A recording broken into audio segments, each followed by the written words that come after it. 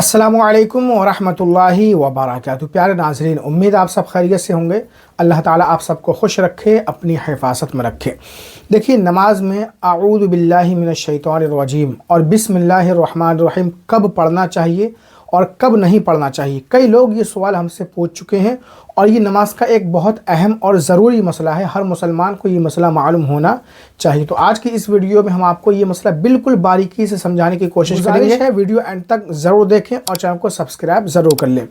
जब आप नमाज शुरू करें और तकबीर तहरीमा यानी अल्लाहु अकबर कहकर नियत बांध लें तो सबसे पहले आप सना पढ़ें, सुब्हानकल्लाहुम्मा व बिहम्दिका व तबारक अस्मुका।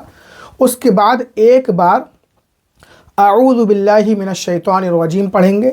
चाहे आप 2 रकत वाली नमाज़ पढ़ रहे हों, 3 रकत वाली या 4 रकत वाली, फ़र्ज़ नमाज हो, नफ़ल नमाज हो, सुन्नत हो, वाजिब हो, कोई सी भी नमाज हो, सिर्फ़ पहली रकात के शुरू में सना पढ़ने के बाद एक बार आऊज़ु बिल्लाह पढ़कर, है ना, फिर पूरी नमाज में कहीं भी आऊज़ु बिल्लाह नहीं पढ़ेंगे। आऊज़ु बिल्लाह पढ़ने का मसला तो आप समझ चुके। उसके बाद आप सूरह फातिहा यानी अलहम्दो शरीफ पढ़ेंगे। अलहम्दो शरीफ के शुरू में बिस्मिल्लाहिर रहमानिर रहीम आहिस्ता आवाज़ में पढ़ेंगे, क्योंकि हर रकात में अलहम्दो से पहले आहिस्ता आवाज़ में बिस्मिल्लाह पढ़ना सुन्नत है। फिर सूरह फातिहा मुकम्मल करने के बाद आप क़िराअत करेंगे, यानी कोई सूरत वगैरह मिलाएंगे। यहाँ आपके पास 2 ऑप्शन हैं।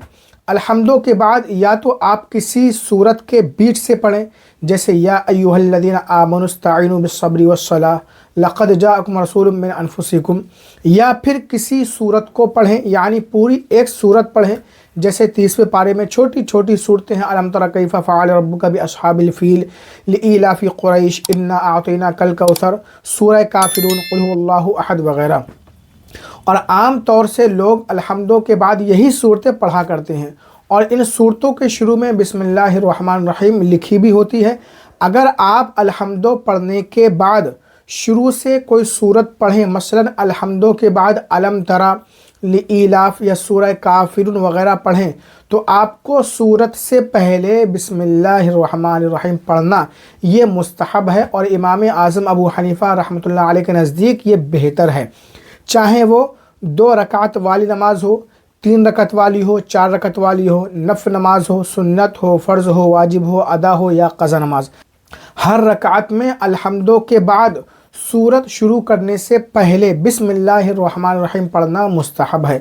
अगर आप अलहम्दो के बाद सूरत के बीच से पढ़ रहे हैं, मिसाल के तौर पर लक़द जाअकुम रसूलुम मिन अनफुसिकुम या फिर या अय्युहल्लज़ीना आमनुस्तईनु बिस्सब्रि वस्सलाह वगैरह, तो फिर आप अलहम्दो के बाद बिस्मिल्लाहिर रहमानिर रहीम पढ़ भी सकते हैं और चाहें तो ना पढ़ें, इसमें कोई हरज नहीं।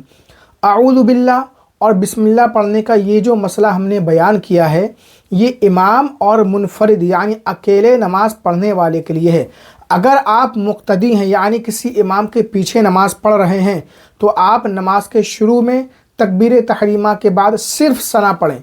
इसके अलावा आप इमाम साहब के पीछे आऊज़ु बिल्लाह, बिस्मिल्लाह वगैरह कुछ नहीं पढ़ेंगे और ना ही क़िराअत करेंगे, बल्कि खामोशी के साथ इमाम के पीछे खड़े रहेंगे। अगर कोई इमाम या तन्हा नमाज पढ़ने वाला इंसान सूरह फातिहा से पहले या सूरह फातिहा के बाद सूरत से पहले बिस्मिल्लाह ना पढ़ना भूल जाए तो नमाज हो जाएगी, लेकिन सुन्नत और मुस्तहब छोड़ने की वजह से नमाज का पूरा सवाब नहीं मिल पाएगा, क्योंकि सूरह फातिहा से पहले बिस्मिल्लाहिर रहमानिर रहीम पढ़ना ये सुन्नत है, लेकिन जानबूझकर नमाज में बिस्मिल्लाह नहीं छोड़ना चाहिए। प्यारे नाज़रीन, इस मसले का ख़ुलासा यही निकला कि नमाज की हर रकात में सूरह फातिहा से पहले बिस्मिल्लाह पढ़ना सुन्नत है और सूरह फातिहा के बाद सूरत के शुरू में बिस्मिल्लाह पढ़ना मुस्तहब है। उम्मीद है आप इस मसले को अच्छी तरह समझ गए होंगे। इस वीडियो को लाइक शेयर ज़रूर कर दें।